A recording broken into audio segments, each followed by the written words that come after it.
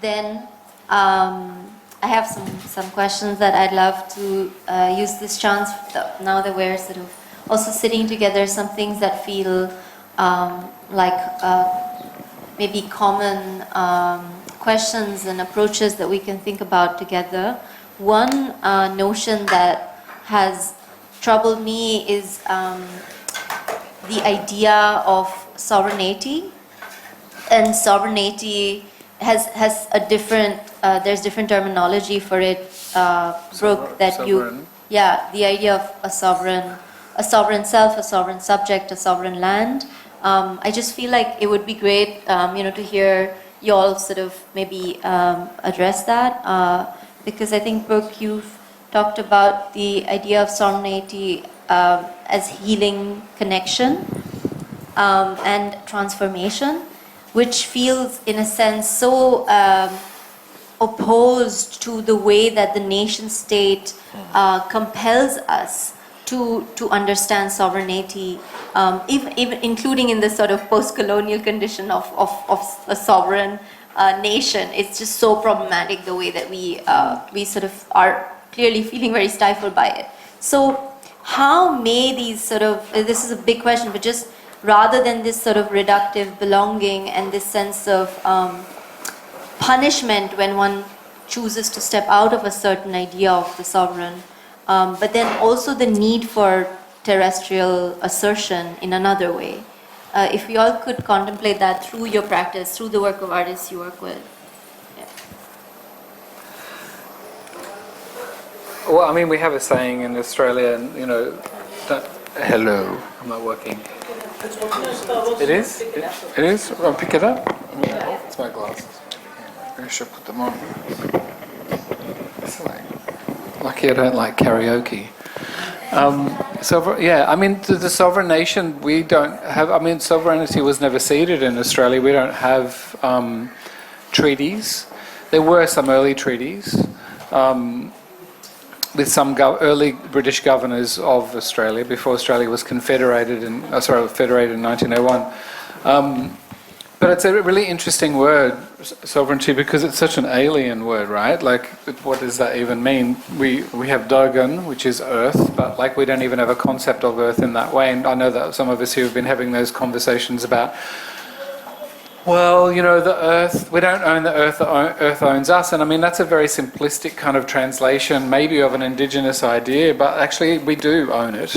But we don't own it in the same way, and we can't say we own it because then it's not translated in the same way, and people will kind of misunderstand us. Anyway, it's a mess. So within my own practice, I think it's really about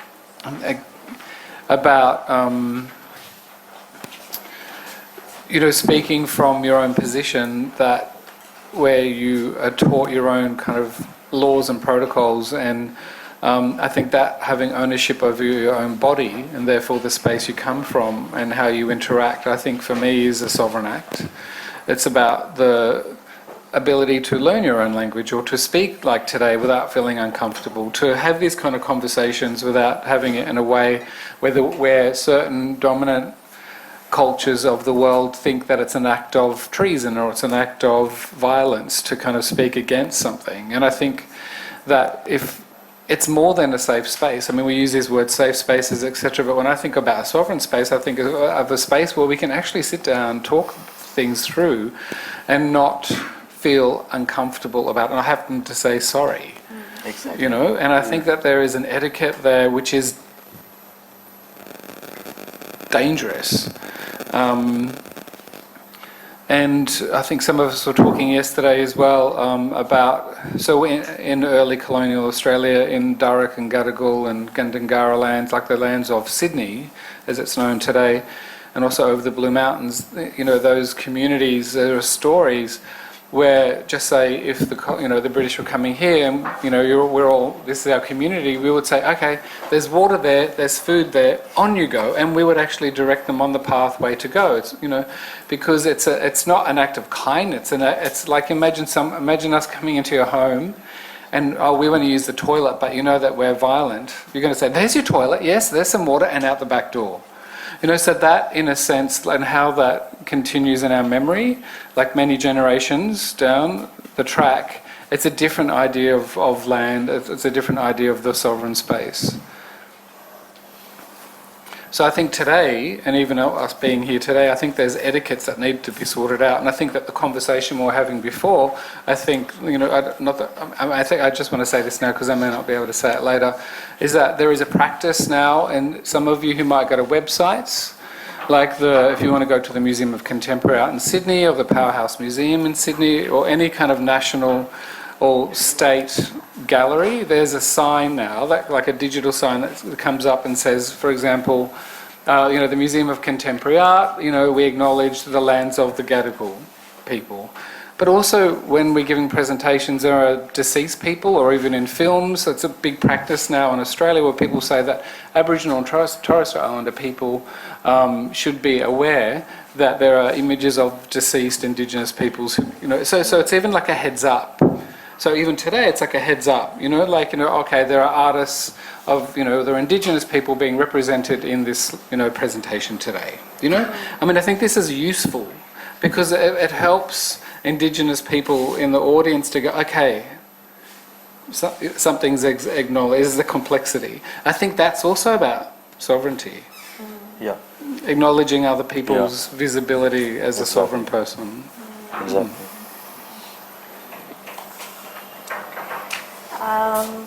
It's very hard to talk about sovereignty because we are not allowed our language, we are not allowed our culture, we aren't even allowed to resist. So how do we talk about living in a sovereign nation? And I think there is a vast difference between understanding and experiencing sovereignty of the Indian, Republic of India, when it comes to people who are caste Hindus and people who are indigenous. And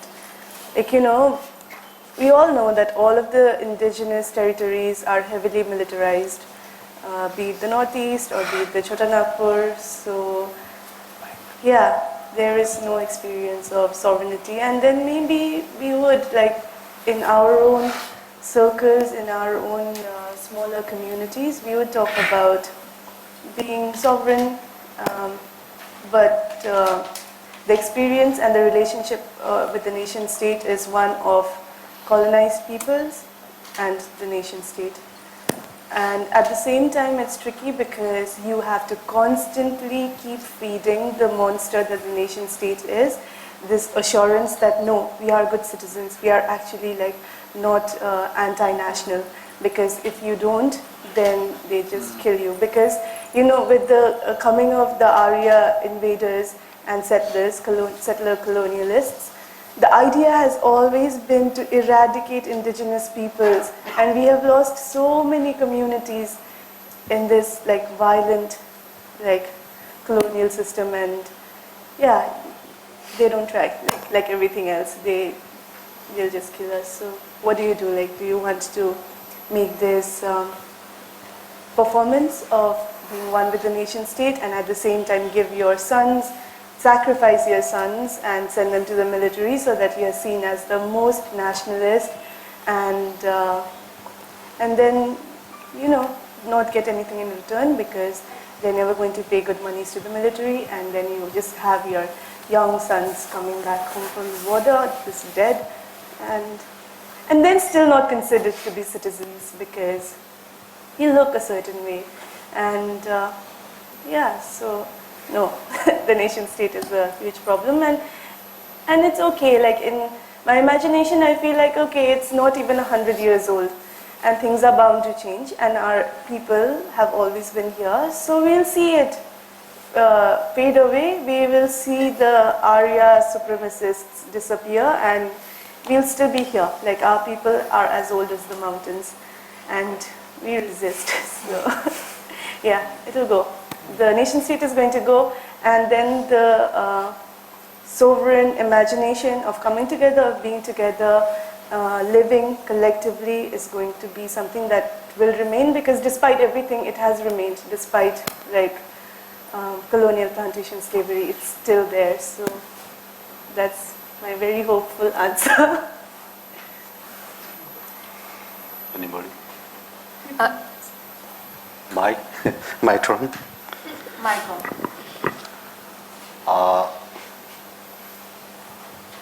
I can't say like I think it's relevant in a different situation and also to the different communities and different realities. But as a cultural practitioner,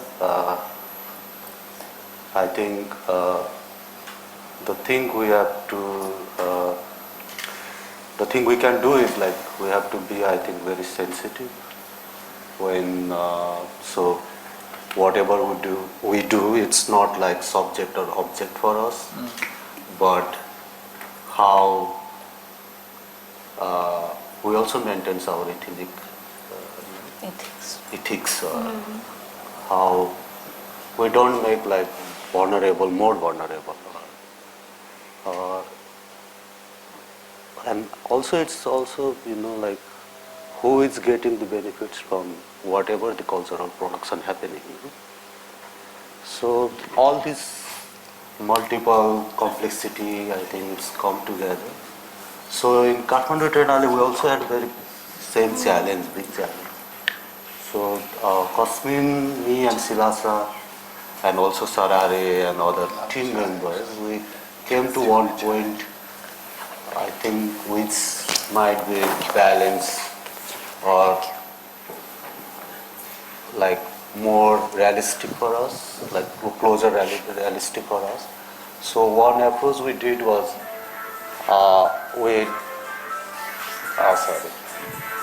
we're not looking like the artistic production or cultural production as a subject or object, but bringing this first person narrative of voice. So it's not like giving them platform, but letting them to reclaim. So I think it somehow worked out. So Yeah, I can just continue. adding to that, like, because like a lot of the participants in Triennale were actually fellow comrades, not even friends. Friends like we are comrades. Like we're like many of us we actually met on the street while protesting, and we came to know each other because we were there together in different contexts. And many of us we have known each other for more than a decade or so, or work very closely with each other, and have been there with each other's downs and ups. So virginity is something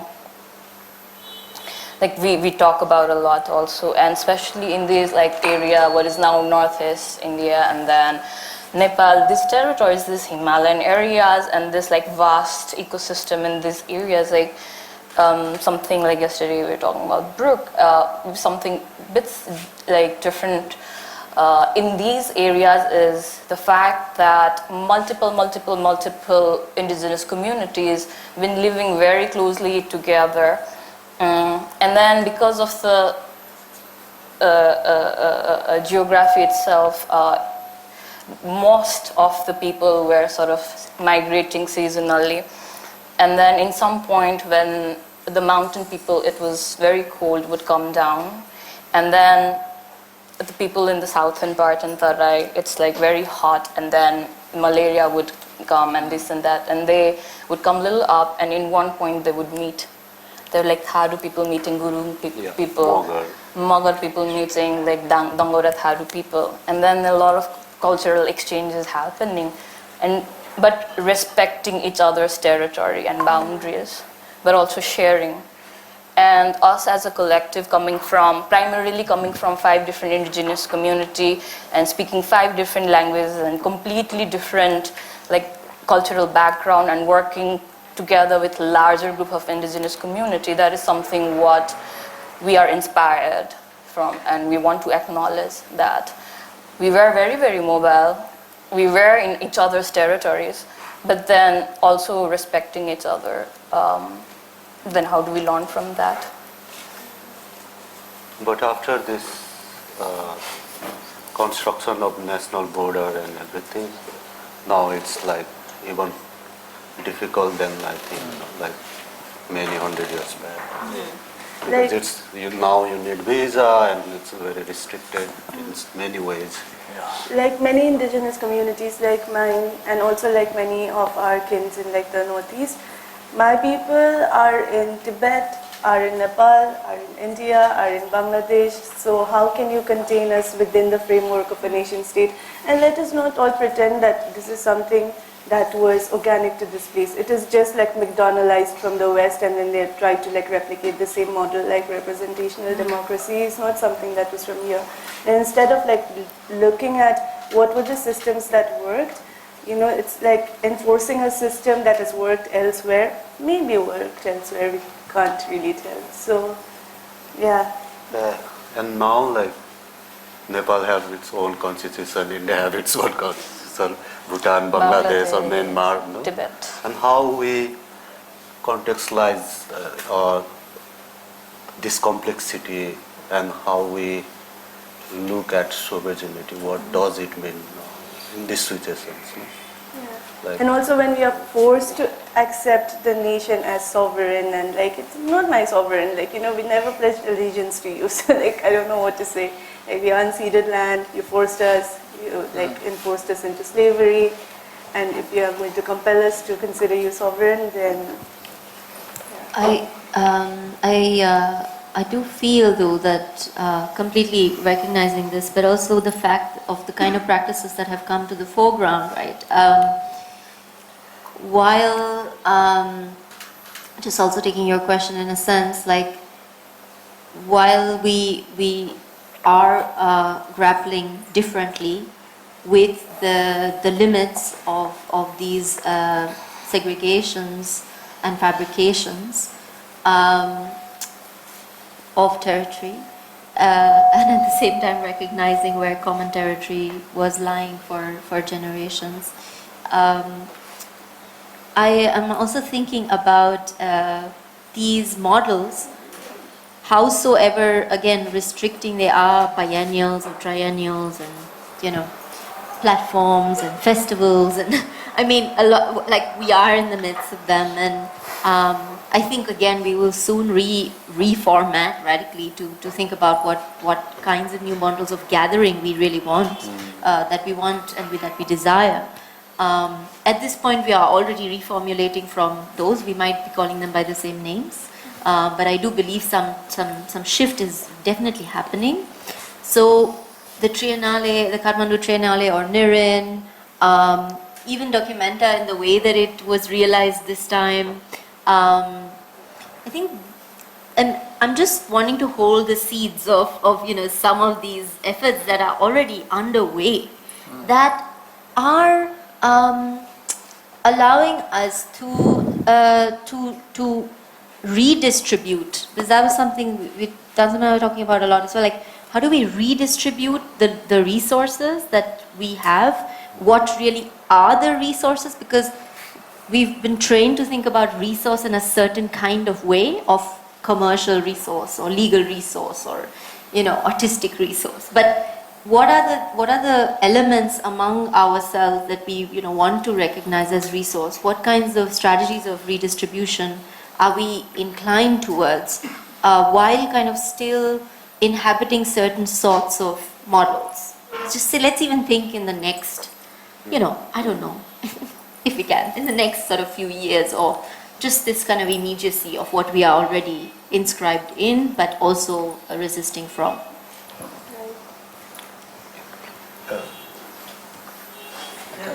A short comment. I don't think there is a. No, take it to record it. It's just short comment. Like, to start with, resources is control over land and food, and when most marginalized communities are talking about resources, we are not talking about. We're not so much talking about getting ourselves seats in, like the best institutes or getting exhibition space. We're primarily talking about a space to live and access to food and a space to survive. Like, yes, a space to survive with dignity. And I mean, this entire thing started with talking about sovereignty. As a human being, the first criteria of sovereignty is being able to live, like live with a roof over my head, with food every day, and this should not be contested. And even the only, and it is probably out of place in a art exhibition, but the only reason this is contested is because we have a militarized police who can wrest food out of our hands, who control a market which loots food from the peasants into an economy which then wastes it. In the same year, when migrant workers all over the country were butchered on the streets by the police, there was food rotting in the National Food Reserve because apparently the economy was not fluid enough, and all that resulted in was a lot of art, a lot of fucking art. No, and this is really not funny. I mean, I starved during that year. I'm a transgender person.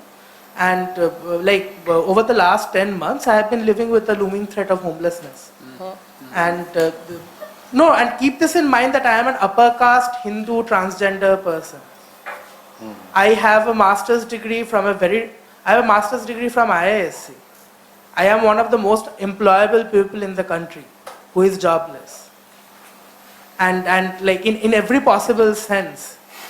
So, like it is not, my people have had, my grandfather, my father owned farming land.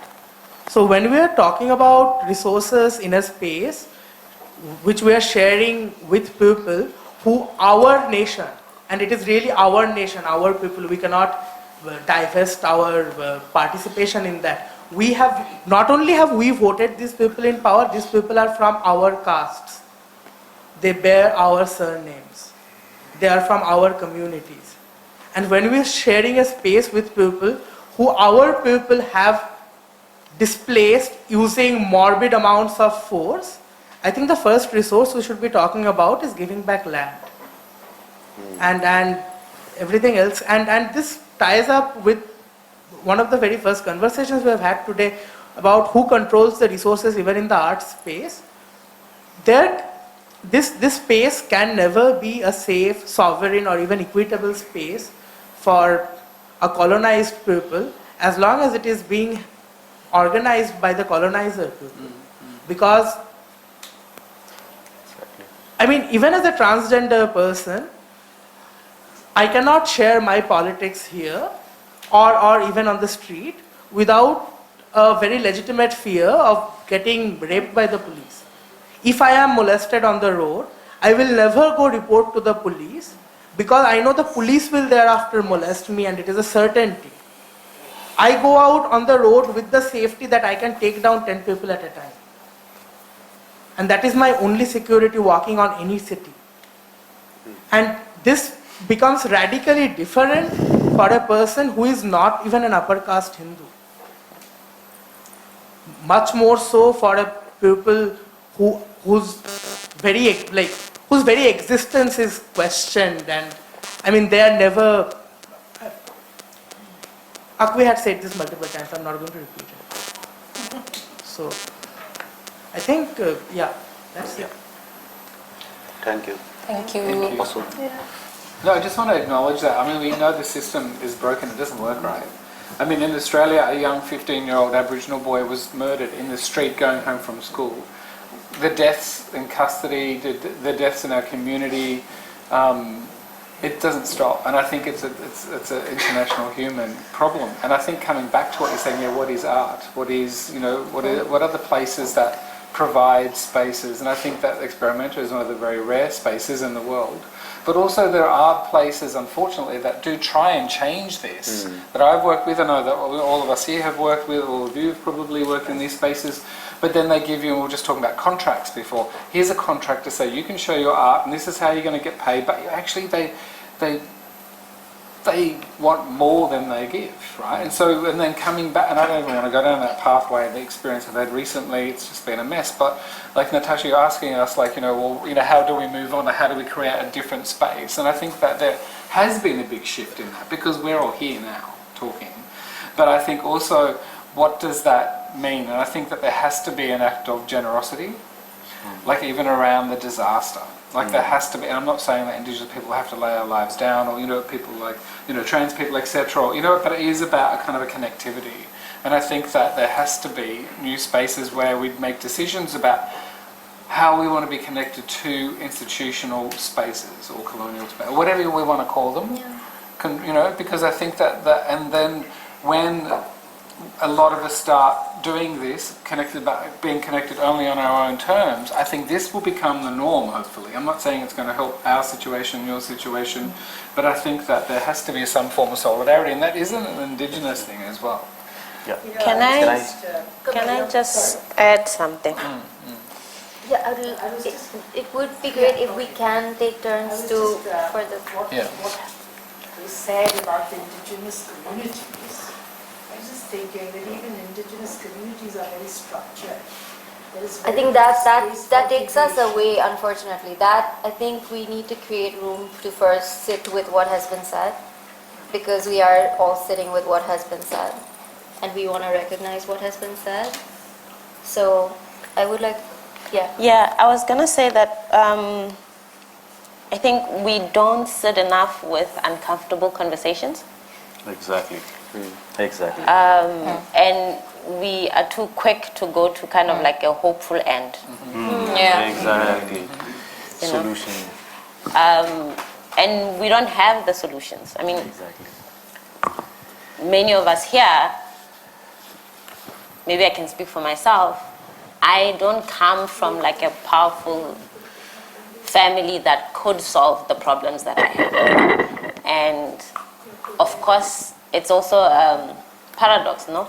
We are in the art world with proximity to the 1% and an inability to actually make them do anything besides by art.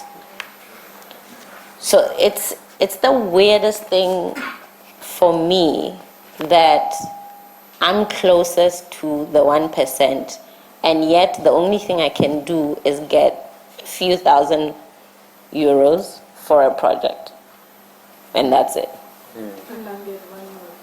You know, so that's unfortunately where we are. But in the same vein, we can have uncomfortable conversations, but we need to sit with them. Exactly. And there are many. So, and they've come up. There's race, there's gender, caste, which is sort of new to me. Not that I don't know about it, but new in its complexity. And in all of these things, we have to actually sit with what does it mean. I mean, there's firstly like, of course, silence. There's respect. We also have to like start defining what is silence, what is respect. Or okay, no, not defining, that's colonial. Discussing. Because, yeah, Europeans love boxes. So we have to like find the language. Because we are, so we're in a space, I was actually thinking about land yesterday, but differently, because we were maybe doing a terrible duel of who's the most indigenous, no? And Brooke was telling us about his 1,000-year ancient, 65,000, you know? And I mean, it's funny, but I was actually thinking, and this is the race, no? It's like Africans are like always like, you know, with these archaeological digs. It's like, where is the skull going to be found? Of who is the first human, right? This is who has the right to this land. This is what we are talking about, right? We are wrestling around rights. Exactly. Sovereignty is about rights. Who has the right? Who has the most voice when? And we had, I mean, we, animals, everything, one land. There was one land. Before it was broken into continents, it was one. So we can all accept that we just walked across. It was just a few, it was walking. So we can forget about boats and all of these things. Who built the first boat? We walked. Right? So these, and again, I think this is the timelines we're working with, Brooke, are like, you're working with 65,000, others are working with a few hundreds. I mean, the Europeans is a few hundreds, others is a few thousands, right? And this is, we are now in this race of who has the most rights. This is where we are, and we are not sitting with what does that mean to actually give somebody space, and when do I shut up? There are moments for us to be silent, just like you have nothing to say, and we acknowledge that, and maybe tomorrow I'll have something. I think that's, I don't have the answers. I'm just saying we do need, though, to sit with them. Sorry. Awesome. Yeah, I wanted to share a, let's say, post-sovereign art situation, in the sense that the imagination of regional art institutions, and here I'm talking specifically about the largest one being built in our region, in Abu Dhabi, I mean the largest set of institutions, by far surpassing the ones in New York and the ones elsewhere. Like historically, it's a it's a maybe 10th century type of development. Is that there is a large group of people. Okay, so the claim of the cultural claim there is that we are regional artists museums, where they have collected and have participated in regional discourses and have all the problems of regional representation that we've been discussing today. I don't want to name individuals, but people have been collected who, we've talked about and so on. So now the scene in Saadiyat Island is that there is a long block of housing. It's called a workers' camp. The most kind of stunning fact about that was that this block of maybe 30 to 40,000 people is divided by nation. So the Indians are separated from the Bangladeshis, are separated from the Nepalis. Yeah. So this roof, or this, it's like a prison with food and shelter, right? But where you are woken up in the morning to drive to work, building the largest museums on earth, including the Louvre, which just opened, and the Guggenheim, which is opening next year. Right? So, I mean, since we were in the region, since we had sort of a long interest in maritime or non-land-based, for us somehow related to virtual presences, actions, communities, etc. We found that, for example, at the opening of the Louvre, there was a traditional dhow, which would take people where it was claimed as a symbol of the regional sort of presence and so on. So I think the first act is really an act of sort of withdrawal from that particular form of institutional art. And I think this story has somehow disappeared, but for many 7-8 years there has been a pretty large scale sort of boycott of the Guggenheim, the coming Guggenheim, and the artistic institutions in Saadiyat.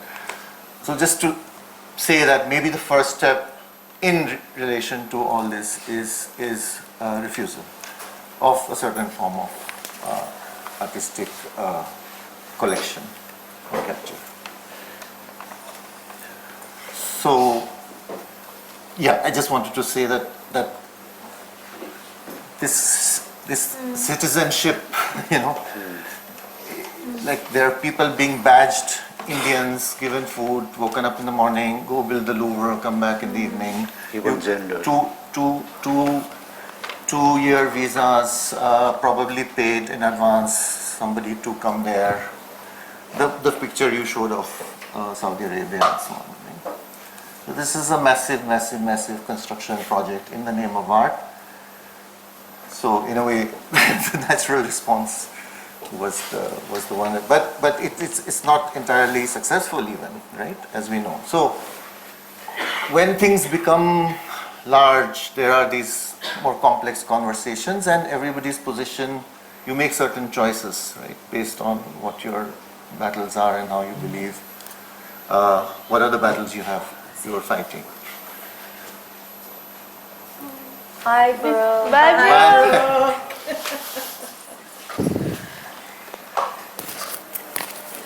Yeah. Just to say that. No, yeah. I think, yeah. Very important to bring that up because we can't talk about infrastructures that, Camp's creating and others are creating without thinking about these kind of global art infrastructures that are unfortunately making our any case, precarious regional affinities and existence even more problematically bound to a certain kind of labor, so no, I think that's actually really important to bring because there are so many more projects like this that are coming up, not just this one, right? So I think we definitely have to remain alert, and we have talked about modes of refusal within these 2 days in different ways, but also the kind of electric affinities, the kind of selection of the kind of relations we want to build, again, even without the sort of the hand, the invisible hand of institutions that sort of pick a certain diplomatic way of supporting a cultural relationship. So I think that's all definitely, brought through. I'm wondering if there are more, sure, add. And I just want to say, if there are more questions from, just different things people have said.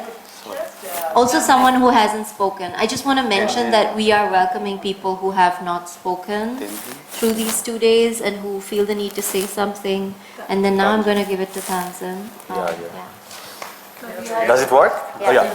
Just adding to what you have said, I totally agree with you that we so quickly become hopeful, and this gesture of this kind of developing gesture of looking into the solution is quite deceiving in this kind of setups and conversations sometimes, because the question is very simple by the end of the day. I'm not intentionally going towards the larger situation of the nation state framework. The word sovereignty will not get justice, to be very honest, but at the same time, who's holding the agency in institutional setting is the only and most relevant question, and we just go back, once we go back to that question, there is silence, but also these days, things are changing for good or not, we don't know, like our body also changes and aging. But is it a development? Yes, development towards death, by the way. But I'm just saying, this agency, in institutional setting and lots of invisible hierarchy, which are like overly visible, doesn't only needs to be addressed in an active listening setup, but where do we move from there becomes the untold question and undiscussed thingy, not to have a solution, but just to say, how do you see the real pragmatics in these conversations? Then a certain kind of healing of release. For me, this notion of inclusivity and diversity is such a healing of release, and it just, it makes me pressure free from my guilt. But again, once we come back, we ask the question of this authorship. But at the same time, if we really want to make an ideal, utopian or an unreal space of, having this collectivity of differences with a care, that's so important. And care comes through respect. Care comes through that kind of, notion of the intent of our betterment, but how we have that space where we negotiate differences, but at the same time, guide us through that together. Does it even exist in the practice? I don't know, but I think it's super important question for institutional settings to find the methodology of not actively listening only in a critical setup, but to actually show an example of real change, of playing around with the power dynamics of agency. I think this is something that needs to be questioned always.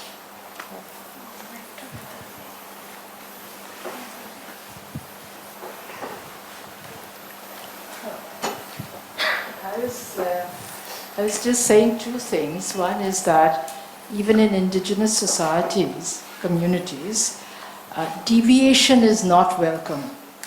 Deviation is something that is not welcome anywhere, because we are taught right from the beginning to tread the path of the ancestors.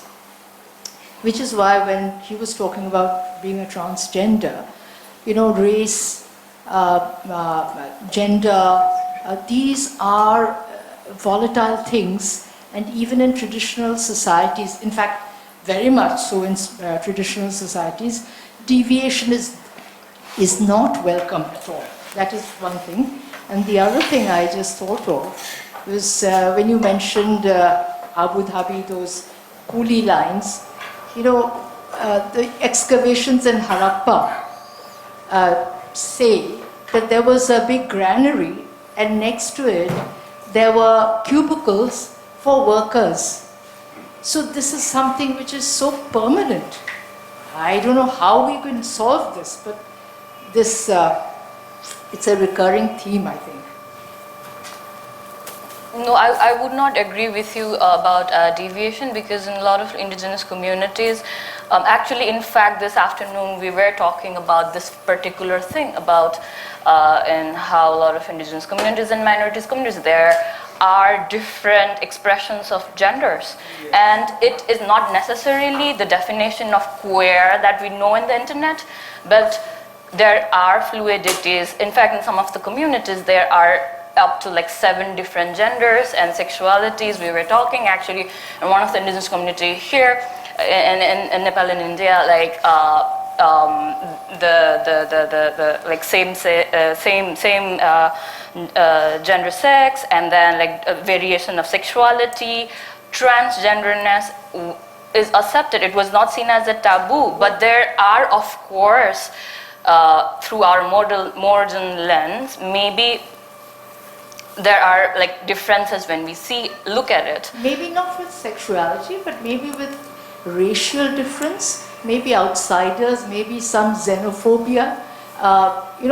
Deviation, when I'm talking about deviation, I mean anything which is outside what is accepted as a social code of conduct. So that is what I'm saying. I'm saying this is a kind of human condition. But the gender, as she said, the gender issue is essentially a colonial sort of, and these tags. Let us not speak for indigenous communities like we are experts. Like I can only speak for my community, and Shilasha can only speak for her community, and Hitman can only speak for his community. I find it a little problematic that non-indigenous peoples have so much audacity. Just like, how do you know how indigenous communities are? What is your resource? Anthropologists be doing shit. Like, I do not care. Like, I do not care what they have written. I do not care what they have written. And no, just sorry. And we actually also talk a lot about how colonization and also like Hindu caste system, also actually Buddhism is not honestly, I have to confess this also. Like how now the concept of modernity also, actually a lot of indigenous communities, the status of woman is actually like going back, and now like is more boxed and more confined, and the kind of individuality women used to like enjoy and they had, and the kind of like the property they used to own, like all this thing has gone now. Like, and like I don't know exactly what is the status in India, but then in Nepal, like we can't, like women can't get their citizenship, like it has to be through husband or father, or like if it's through mother, then like the mother has to prove that like a father is like pagal, or you know, like it's, and it was not like that before. It's just like recent construct, and it's such a like stupid idea that like indigenous people are like this. But also, like, I am an indigenous woman, like every cell of my body, and I'm still learning what it means to be a Thangmi person, because we don't have this like readily available for us to understand who we are as peoples. And like I find it very uncomfortable and like really racist that someone else knows everything about indigenous peoples and how we are and who we are as peoples based on a text written by a white man or an upper caste man. It's not working. I'm sorry. You have to There's do this more work constant than that. pressure of proving ourselves, like constantly. We're going to take a question, take and then we're going to one, come back. Yeah. Can you hear me? Yes. Yeah, it is not a question to begin with. So I've been listening to so many things for a while, and I'm still allowing things to sink in. And if I'm allowed to just think out loud for a moment on things that I did not know, still do not know, and acknowledge as too vast to be knowing too fast.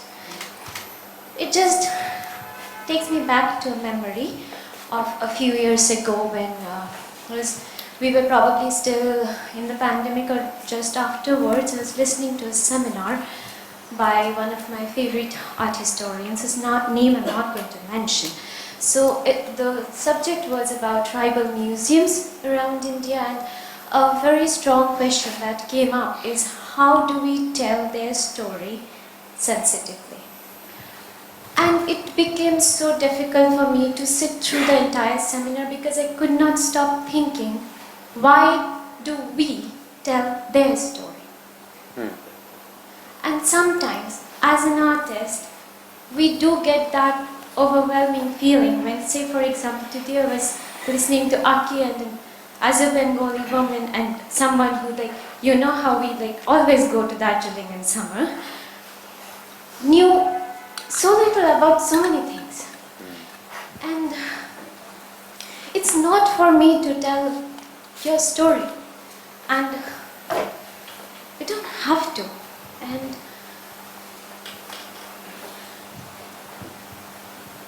then the question comes, like, what do we do? And that's where I could, like, somewhere, without knowing anything about Ashvika's work, could connect to that struggle, that dilemma, that you have learned something new, it hit you real hard, and you want to do something about it, you just don't know what and how. But so you're struggling, but then I guess sometimes, like, because so much of our learning in our schools is shaped around house, sometimes we can just, for a change, step back and think about whys. And sometimes listening can also be a practice as opposed to necessarily saying so many things so much of the time. So, and that's all I had to say. I would like to say something in response, because I work in Bombay and I work with people, collaboratively work with people who are also very vulnerable, because I work in Dharavi and in other spaces. But there is always that space where we make together. So as an artist, I feel like, and like as people who have had access to art school, you already have so many resources that you can share, and it does not always have to be your work.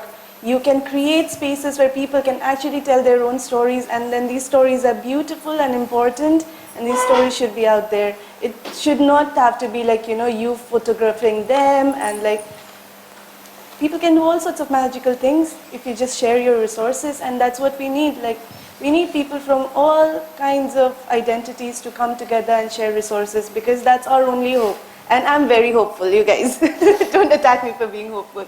I'm very hopeful, and then that's a possibility. But you'll have to let go of certain things, like, you cannot show pictures of raped women and then get famous. And we should question those people as well at the same time, because if you are silent in the face of suffering, then we all know who you are. So don't do that as well. Yeah, I think that's what, just to clarify before we move on, that's actually what I was sort of trying to indicate of like what, I'm not trying to challenge any kind of question of livability, but I do think we need to acknowledge, if there are, then to identify the resources and to be able to sort of state what we want to do with them. I mean, if we don't do that here, then I also don't know, you know. Yeah. Yeah. Also, like coming back to that question, I can't see them, but when you are calling a group of people deviations, then you are automatically denoting that the oppressor class is the normal, and then they said that no, there's like a question of acceptance, but it was never about acceptance from our oppressors. We don't want acceptance from our oppressors. That was, yes, that was never the point, because who are they to accept us? Exactly. We are still existing even if they do or do not accept us. Exactly. So labeling a group of people as deviations, whatever the intention might be, is automatically labeling the oppressors as normal.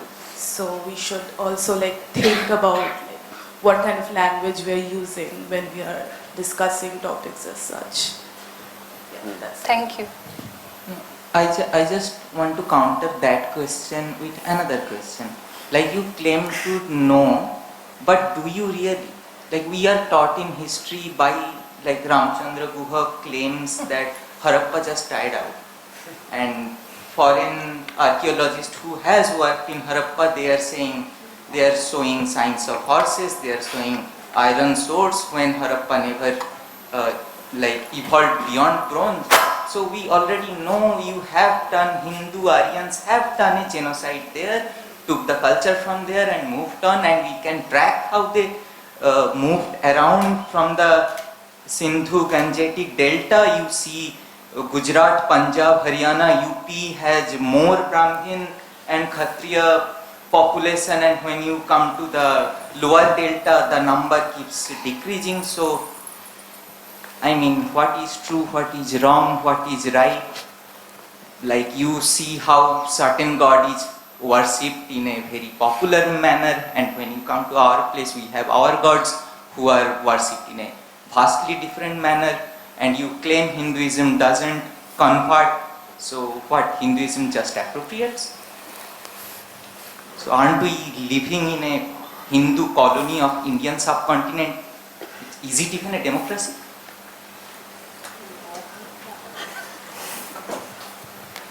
Also, just small additions. In my limited experience with the transgender community, the relationship minority transgender people, and I largely know about Dalit transgender people, and I do not know a lot. I do not know many indigenous transgender people personally, so I am largely talking about Dalit transgender people here. And this is also absolutely not a monolithic experience, but they have a very different experience with their families and with the state, as opposed to what upper caste transgender people have with their families and the state. With us, it is usually a very clear binary. If our family accepts us, something I never even tried to get, if our family accepts us, we easily get acceptance and support from the state.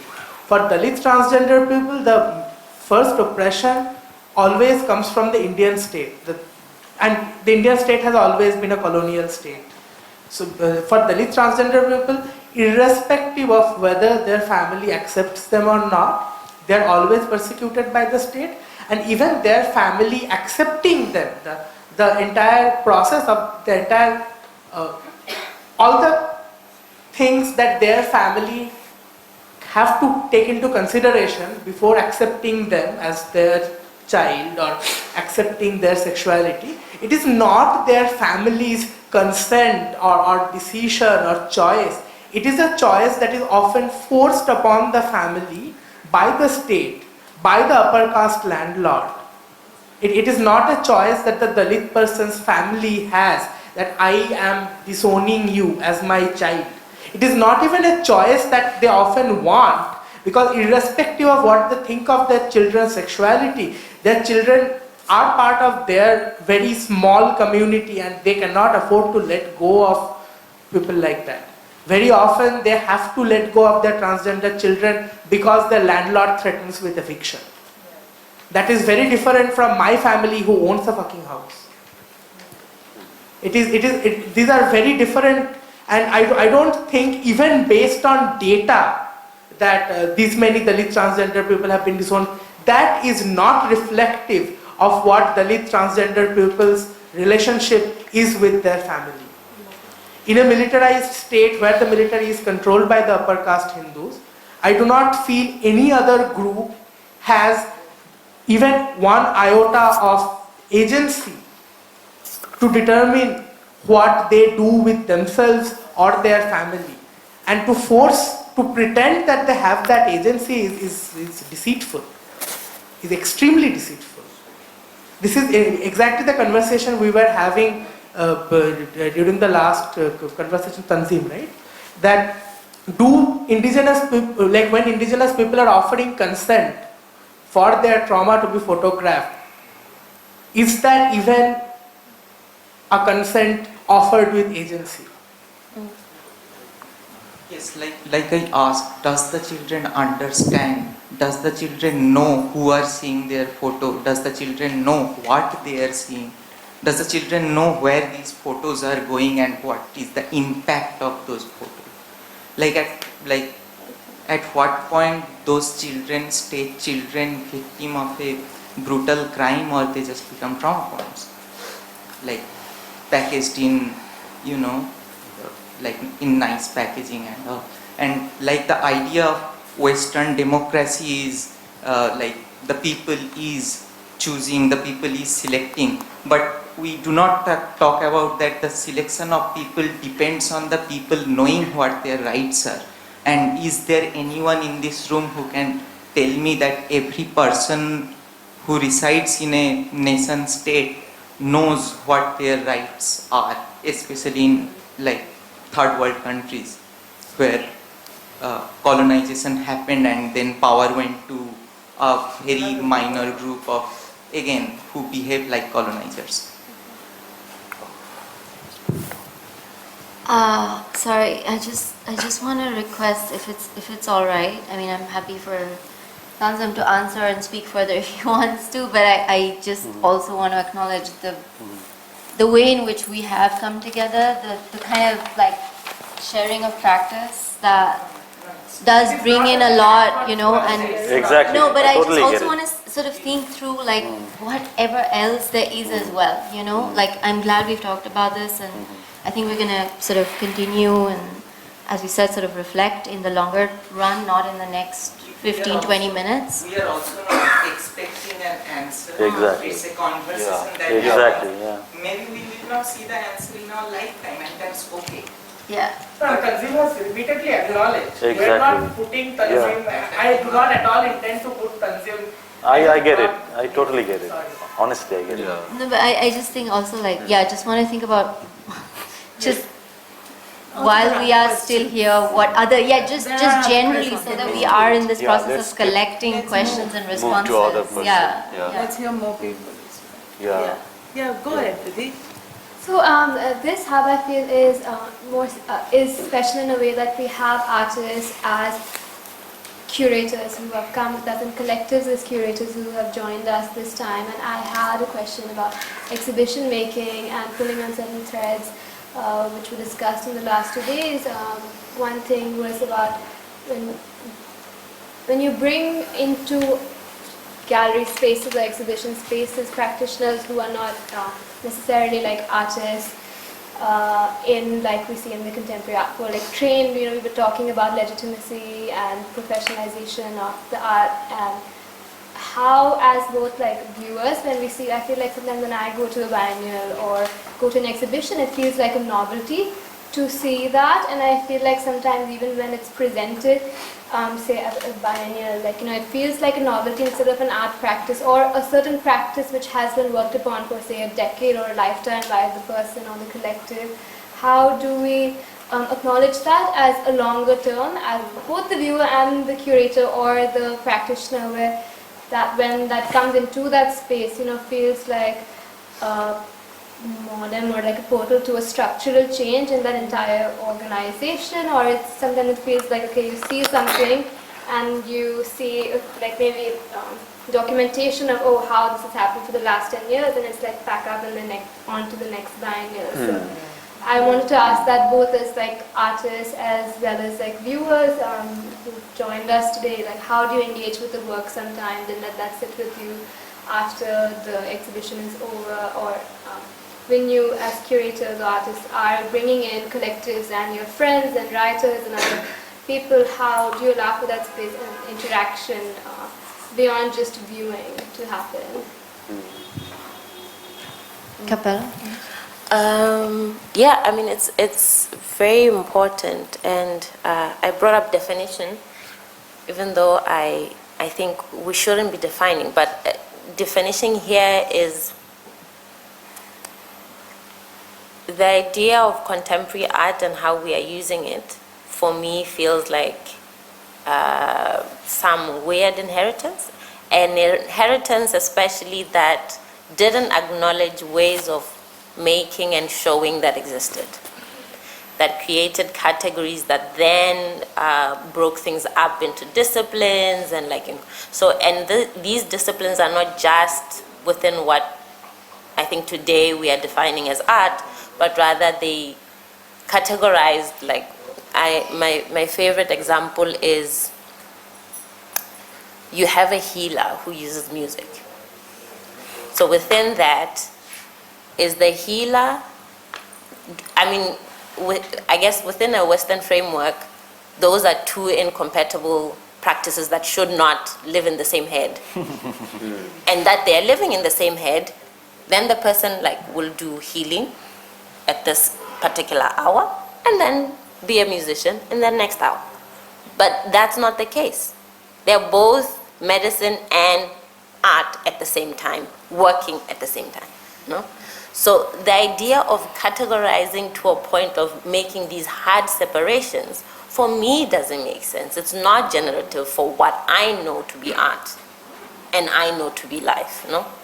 So it's also said that one has to do this countering, and doing this countering requires a rewriting of what I understand and know to be art. So that's where the mediation then or the structural part is. Firstly, as a curator, I have to do that work. My understanding of what art is should actually be one that is closer to what I want to show. Because we also hold these materials without doing the work, and then we hold them terribly. No? So, and I know I'm asking a lot of myself. Nobody gave me this. I could just be a curator and do the things the way they should be done, or they're being done, and I'll be fine. But the thing is, I'm seeing this, and it's just it's not sitting comfortably with me, because this is not how I experience art. This is not how I experience life. So, and this is why I think yesterday I brought in gardening. Bessie Head was both somebody who was gardening and a writer, and there was no separation of the two. It's happening all at the same time. And one can say now, okay, because you want to work with Bessie Head, you want to show her garden. Why? Why are we borrowing these mechanisms of showing? Because this is what we are doing. We are taking things out, and again, we are using ideas of the studio as the space, the solo situation. When people are asking you, where do you work? They want to find I don't know, they want to see my office. Yes, I'm a curator, but I don't have an office. You want to take pictures of my office? you are imagining that there's like a huge library that I'm reading. You want this type of proof. There's an idea. No, this is the idea of like you're an intellectual and this intellectualization happens through books, through a particular type of text, right? And a particular dress and a particular performance. Yeah. So it's all of these like things. So I have to say that, I mean, somebody asked me for pictures in my office. I went to the beach. They took pictures of me at the beach. Because my office is on the street. When I hear honking, it's making things happen in my head. I don't sit in like a nice libraries and I read books. I mean, sometimes I read books. Sometimes. But I also eat a lot, you know. So these are also the things. It's like, what are you handling and how do you write them? So now we are tripping. I'm saying like language is tripping you because you're trying to fit into something that was never meant for you. You're falling. The language is just not coming, you know. And it's a lot of work. I have to do it because I'm tired of tripping. You know, so this is, I think the handling is there. And some of these structures are generative. So some of it is generative. Not everything is terrible. But whenever I meet my stumbling block, I have to like, okay, I tripped again, damn. What do I do again? So this, I think that's the work. Is we have to know our traps, we know where we are tripping, and we have to fix it. Because this box was never meant for me. And I mean, you clearly, I mean, we've talked about how everything is, like even the whole idea of the nation state does not make sense. Totally. It's not making sense. It's not making sense. I mean, this is the whole conversation here is just like that very simple thing. Nation, well, not so simple. Simple thing is mobilizing so much. It's mobilizing the arts. The museum becomes the thing that's creating identity, or rather not creating, validating the idea of identity, which is a nation, no? So this is where the museum is like, so we are agents of this identity formation. Of course. Right? Yeah. So yes, our work is like, sometimes it feels like you're just like doing something on the side nobody knows, but actually you're like doing the work of identity formation for the state. Sorry, I think I went sideways with that. Yeah. Well said.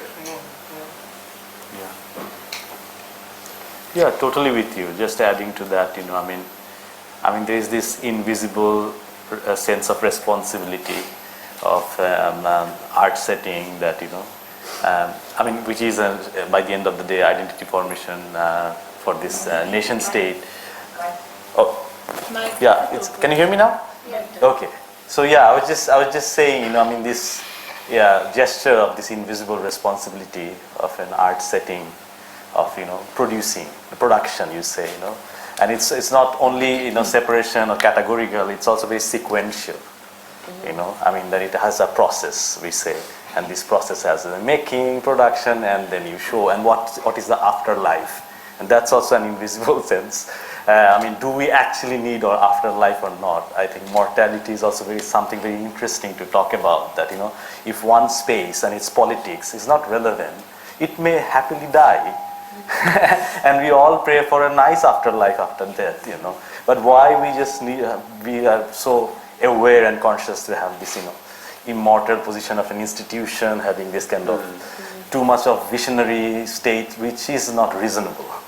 Relevance and reasonability both are very interesting things to talk about, I think. And we borrow the word ephemerality, but in a much more aesthetic and other senses. But in terms of purpose and necessity and urgency, I mean, this is quite straight and simple. These are all amazing resources we are using and utilizing. So if we really have a sense of responsibility, that's probably the answerability of, you know, I mean, talking about it, you know, not legitimizing it, but having this critical conversation. I mean, who's benefiting from the resource, and the resource is sent to whom or why and when. So that's why I think it's very interesting that this categorized framing of mindset doesn't help us to see much more flamboyant critical overlap in the process of making, where a making doesn't need visibility.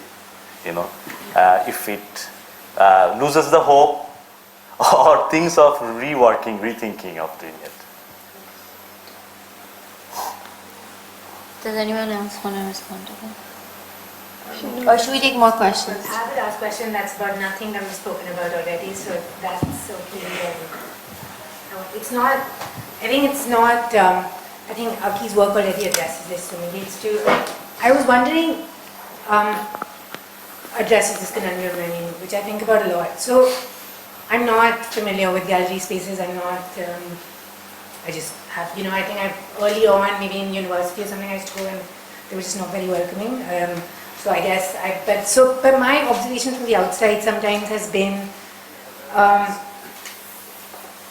what happens when a festival, and I know a lot of the biennales and the triennales, they reckon with an urban space, they take space within cities, and they do tend to change the fabric of it, as in they create seasonal employment. There is a sense of I'm thinking about Goa, for example, that has become like an artist haven in a way, but also has escalated real estate. And when you have a festival somewhere, you kind of, it exists within a city. The city is already functioning and all. It's kind of like nuts and bolts loose, it's like a... So how then do you have to reckon with that quite a lot? Like when you set something up in a place where... And I'm thinking about people that set up festivals, not people that attend them, not people that participate, but people that clean the windows, people that, people that very much set up these things. And the kind of city around them, is there this kind of sometimes, again I'm thinking about Goa, I'm sorry, it's just big in my head, and just the kind of real estate boom, or the sort of sometimes, or the Berghain in Berlin, which used to be a working class queer people's space and is now extremely, has tones of can suggest gentrification around it. So I wonder do you guys think that is the responsibility of people that set up festivals or participate in them to account for what kind of social or urban change they may bring about? Or is that, is that not something that usually people concern themselves with? Because they change, they change the nature of something that might be a dull, we saw with Castle yesterday, which is kind of a...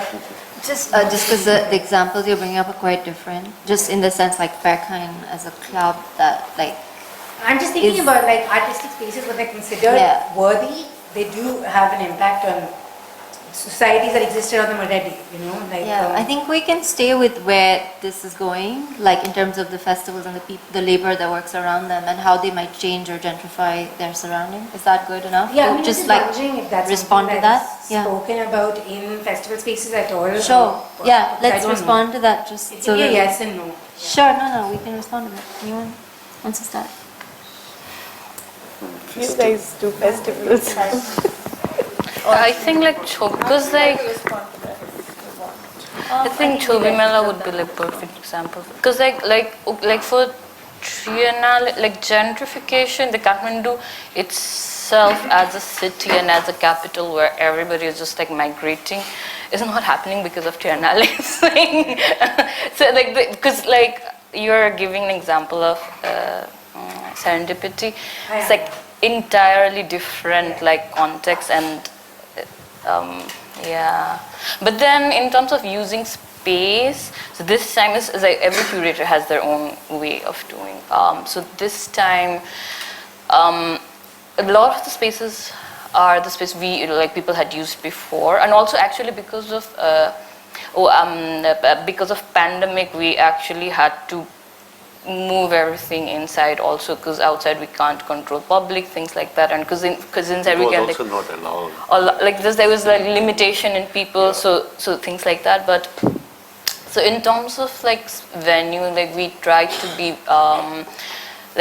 contextual, and then really like give spaces to communities who were never in the history, not just now in contemporary art, like never got chance to like be presented in such spaces. Like for example, in Patton Museum, there's a space which used to be a palace, but there's also a temple.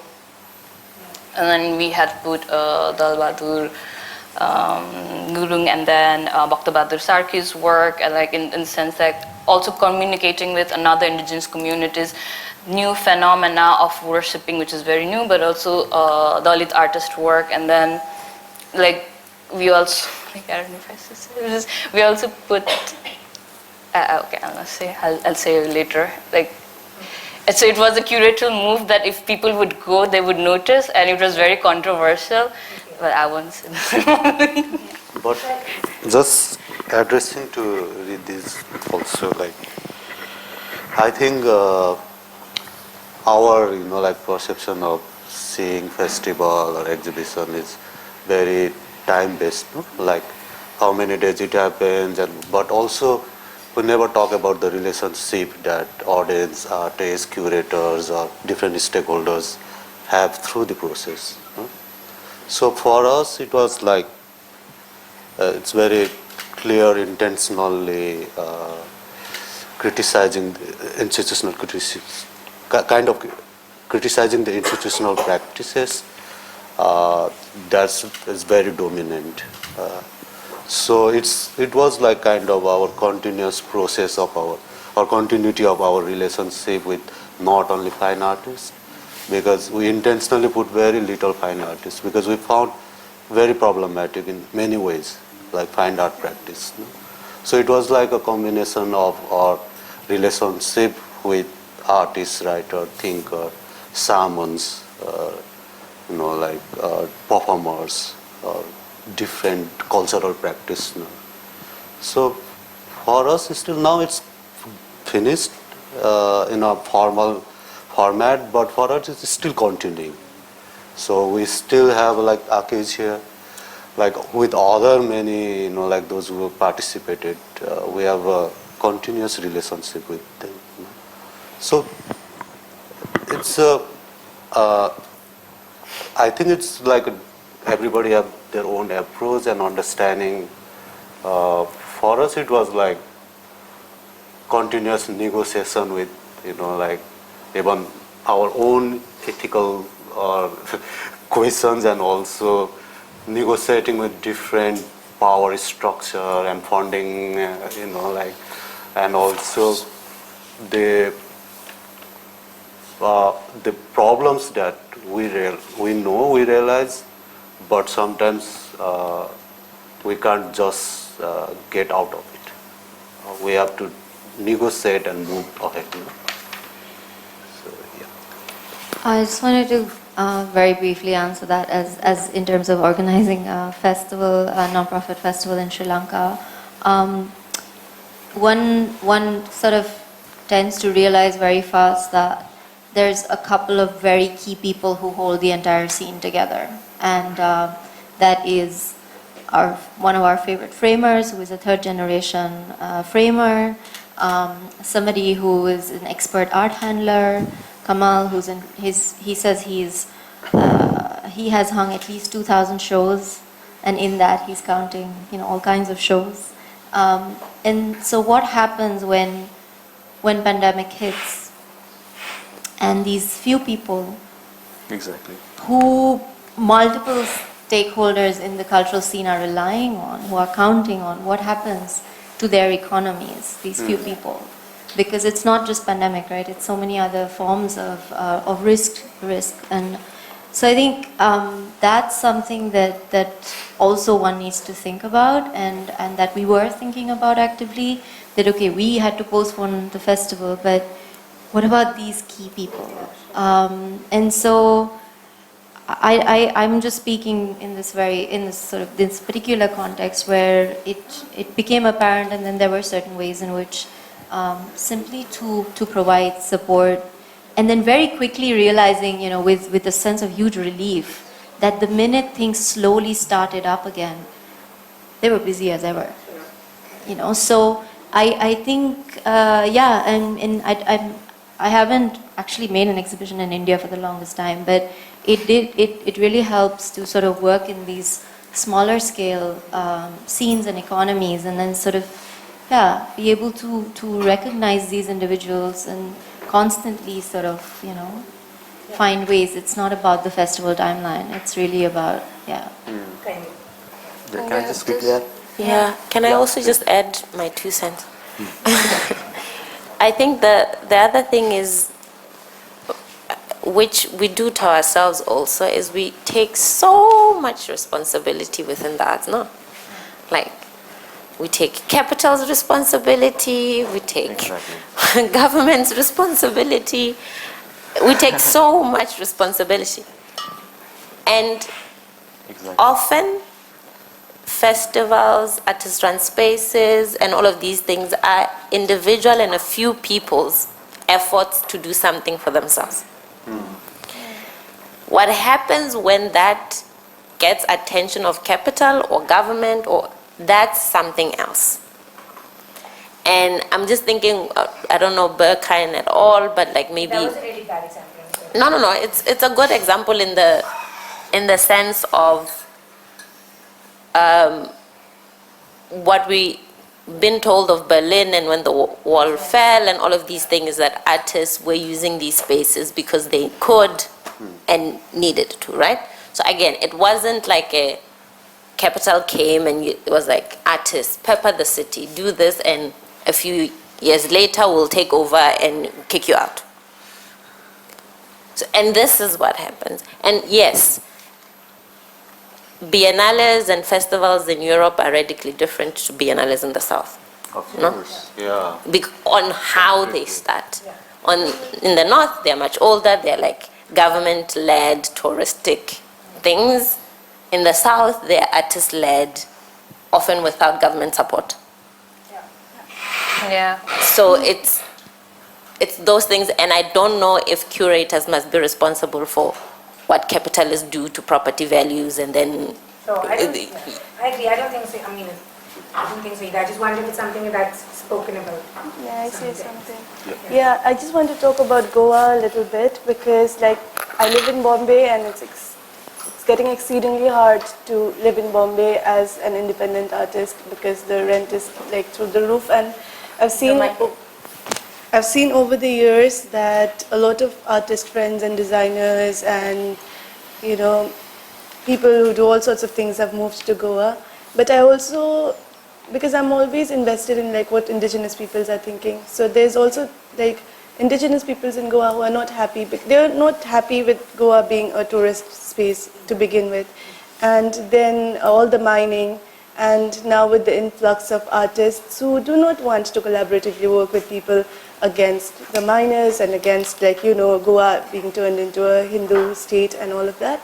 So, well, I'm not going, but like that conversation needs to happen, because art cannot exist, the art world cannot exist as a bubble. And I'm not a festival maker. Well, we have our festival. It's called Art from Bombay's capital, Dharavi, which happens in Dharavi for people in Dharavi. It's a very different thing.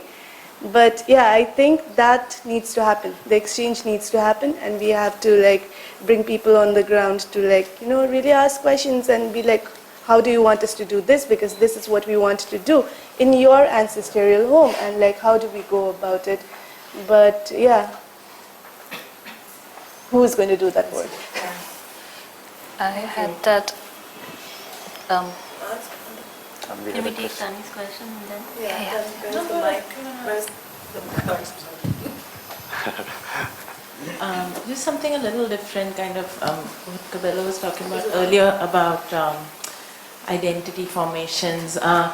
I've been sort of wondering, some of you who have had like very hyper-local practices and have emerged from structures that build local capacities, regional capacity building and solidarity building, when you move into the sort of international or Western art world, and and curators are those individuals who are picked from these scenes and sort of taken there, and then curators have this responsibility to bring in work from that region. I mean, there are various I have a few questions. That one is that with these shifts that we see, there are certain buzzwords that come around. Earlier there was diversity, and then now it has kind of, everybody's not really using that word, but then it becomes, the collective has become fashionable, or authentic work or provenance. And I've just sort of been wrestling with the idea of like, how do you grapple with the intent of the invitation, that it's not for a feather in their cap, that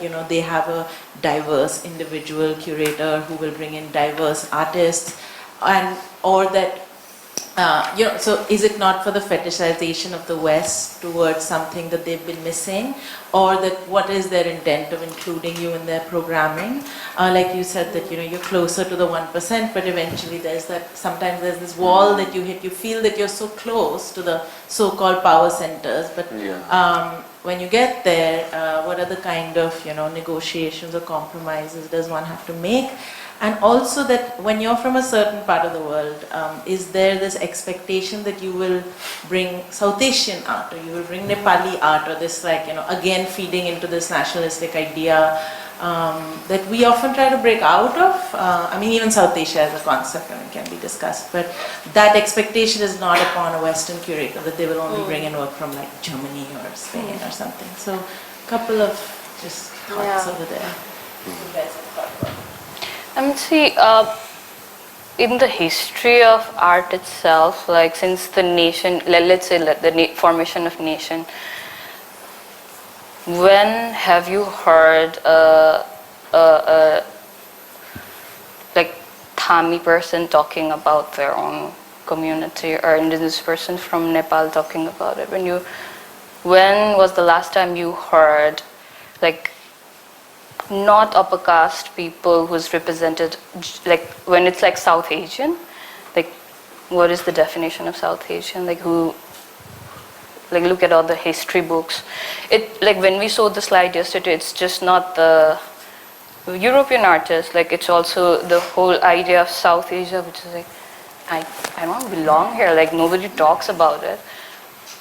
Like this particular moment here in this time that we are talking about this, like there is a contradiction, but there is also, like I think we have to acknowledge the fact that there's like immense invisibility, and there are people like finally talking about it. I personally, when I was like slightly younger, I was actually sharing about this. I have been harassed by a like curator in Delhi just because I was a young Nepali artist. I carried that trauma here in this platform as well. And when finally people are talking, and then there's always this like counter question, this like, I was like tired of like explaining and educating to people, but there's also this like it's like self-consciousness that I don't want to be didactic. And I also want to acknowledge the fact that, again, we have talked a lot about indigeneity, like feminism and queer community, but it's and also black people, but it's not monolithic. All of the communities, it's not like one thing. We have like differences in power dynamics, and I acknowledge my power and privileges like as a majority within the indigenous community. And yeah, that is, but like there's this like constant pressure to kind of prove ourselves all the time. And so apart from that, like personally, we don't have a lot of experiences working as a curator in Western world, but recently we did an exhibition at Savvy, and it was like in terms of like how Savvy functions itself as like philosophically, like it's actually a safe space. So the expectation, there was no tokenism in that. Say it's like all this migrant community over there, and of course Europe had a diasporic community and non-European community living there forever, and then for a very long time, and then these people were never acknowledged, and their voices and their art were never represented. And then, but like few places like Savvy and other places have been doing that. And then I actually felt that while talking to other like white curator versus working with places like this, there was this like sense of sort of relief also, like not Or compatible. Compatible? like not having to explain yourself again and again and again and again. Working with Cosmin actually has also been like very comforting experience, and the way how sensitively he works around these areas, and also acknowledging his own privileges. Just to add on that, but also it's also I think we have to understand who produce most exhibitions or festivals, and those who have financial capacity, they produce a lot. No, because mostly, yeah, the economic always come there. So then, when you have ownership, when you are a producer, then you, of course, there is a disbalance or diversity. Like if it's mostly happen in Nepal, then of course lots of Nepali artists or cultural practitioners will be in field or visible. Same if we look on South Asia, then most of all the international institutions work for culture is based here.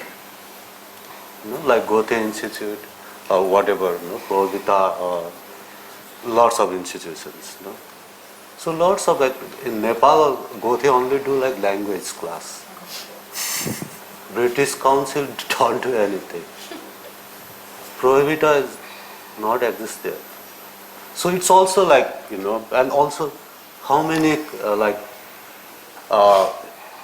important galleries like experiment like in India we don't have any important galleries, or how many institutions we have.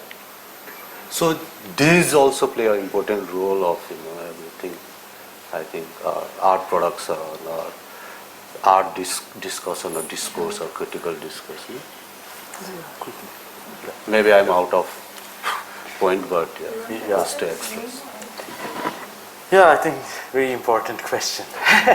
Now, honestly, whenever I am invited when I establish space, to be super honest with you, I mean, the entire thing starts with the doubt, and on this question, why am I tokenized?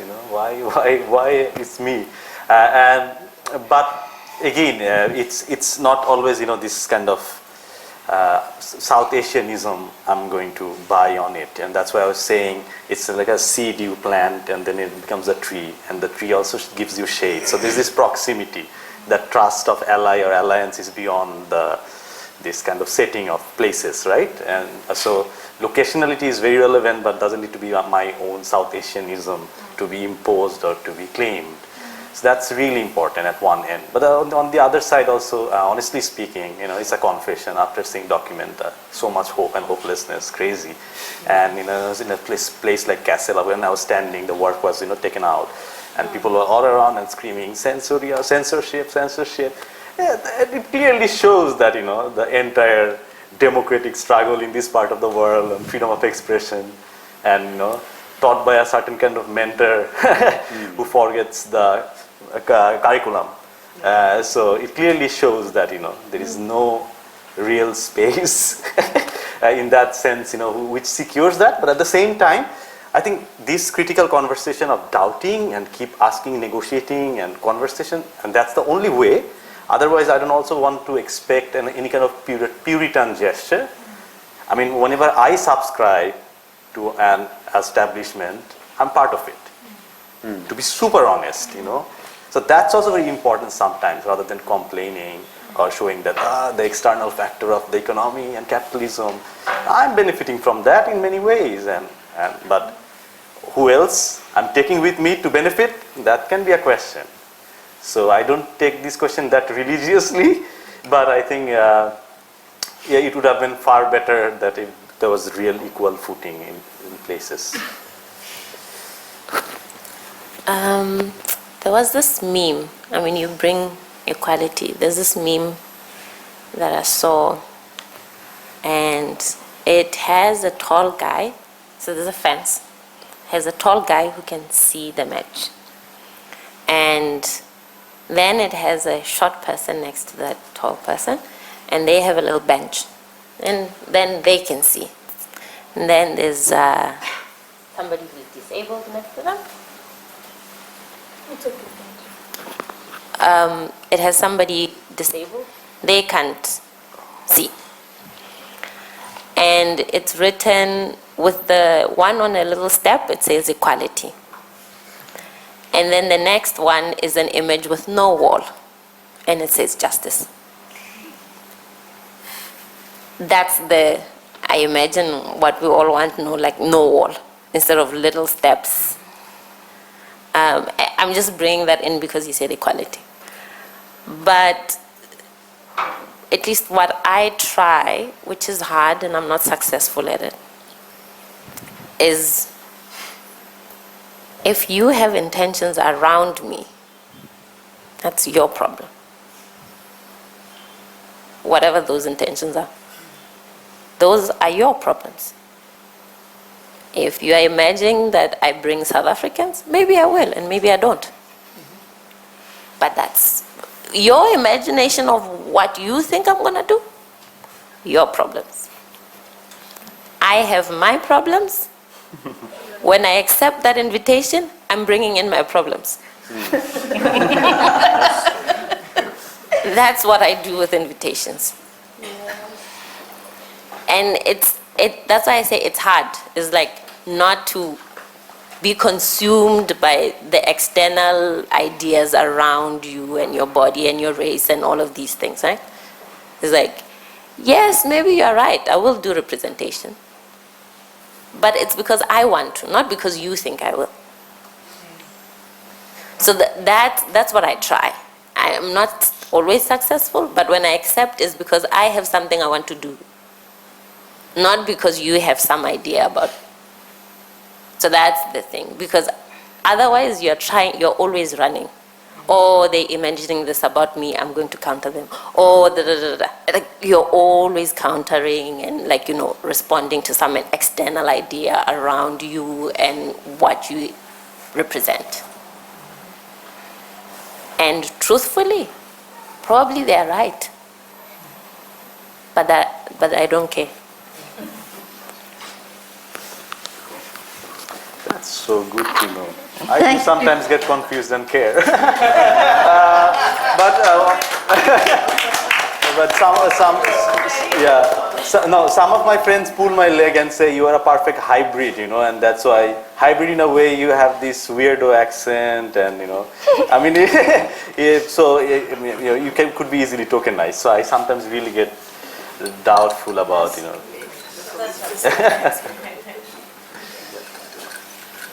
So that rounds us off.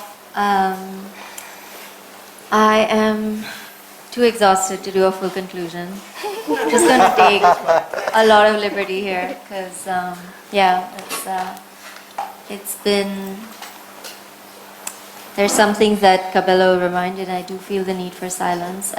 Feel the huge need for reflection. So I also just feel. Like a conclusion is not the right thing for this particular edition. But thank you for spending time with us. Also for being with us last evening, those who came. And I hope we find each other in different ways, in different times.